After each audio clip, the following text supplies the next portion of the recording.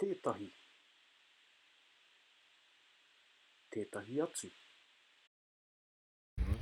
Ko te ingoa o tēnei, ko te tētahi kupu, ko te rangiora, ko tētahi atu kupu, ko te whārangi. Whārangi. Ai, te whārangi.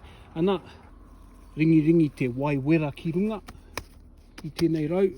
Ana, ka horoi te tinana. Ka tango i te marutanga.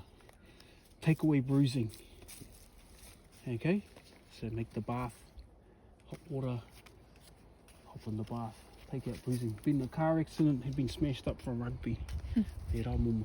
Ko tētahi atu o ngā painga pea, mena kei roto koe i te ngahere, ka haere ki te tiko, ka taia te uku i tō nono. So wipe your one. Anei ngā hua o te rangiora. What's her name? Whārangi, tētahi atu. Ingoa. Ka pai. Pui. Ka mai. E noho. Ea, ko pui. Ka pai. Alright. Piki ake. Piki ake. Good boy. Cute.